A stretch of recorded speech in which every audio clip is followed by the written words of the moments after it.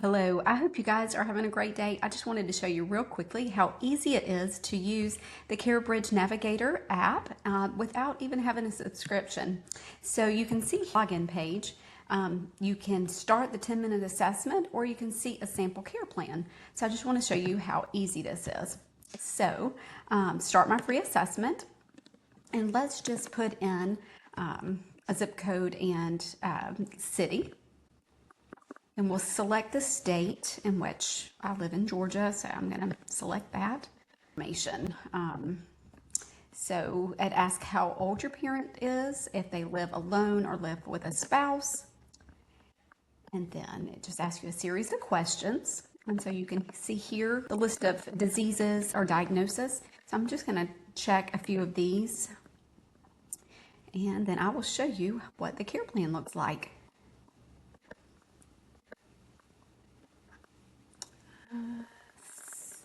Okay, so I checked the ones that are applicable for my father, who has Lewy body dementia, Parkinson's. He also has a neurological condition. He's frail, as we would say in medical terms. Then it's going to ask a series of questions if they need help with any ADLs, and so I'm going to check the ones that apply to my father. He would probably argue with some of these, but I'm checking these as a nurse. Then I'm going to actually apply which ones I think he may actually have or either qualify for. And so I know he has Medicare. He is a veteran and he did work at a nuclear facility. And then, so those are the ones I'm going to check just for example, and then planning ahead. So see my results. So as you can see here, it actually pulls up everything that the app thinks that he may qualify for or could benefit from. And it says right here, your top 5 steps: contact your local area agency on aging. It gives you the phone number. Call Medicare to ask any questions that you have. Contact Veteran Services.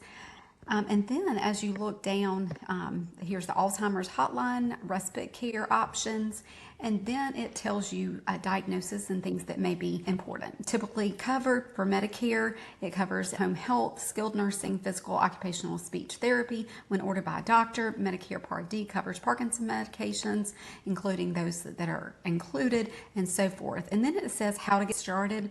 It actually gives you the phone number, what foundations, Parkinson's Foundation, about how to get into physical therapy.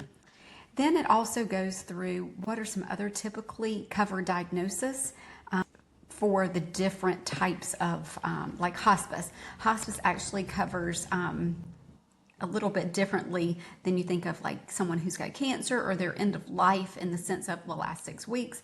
But hospice actually covers patients or clients that have congestive heart failure, dementia, and Parkinson's, and they will actually send for a home care assistant, depending on what state you live in, as to how they're referenced, in 5 days a week to help with bathing or other ADLs.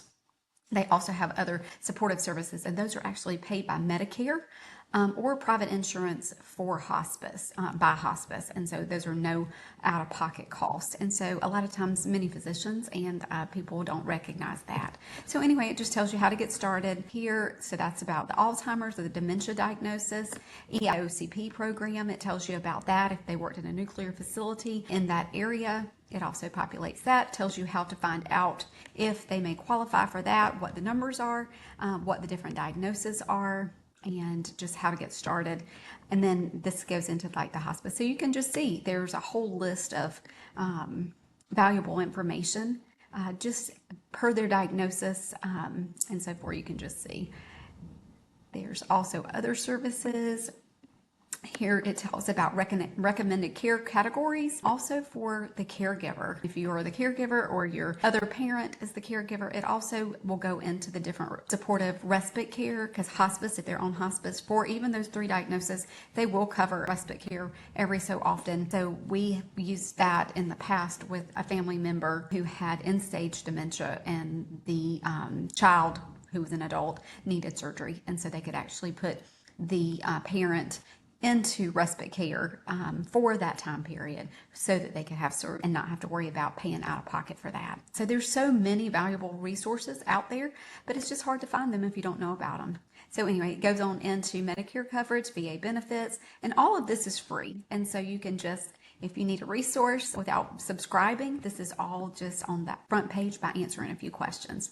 So I hope that this is helpful for you guys that are in the same season of life that I am in, and that is aging parents and trying to navigate caring for them the best way that we can. Take care.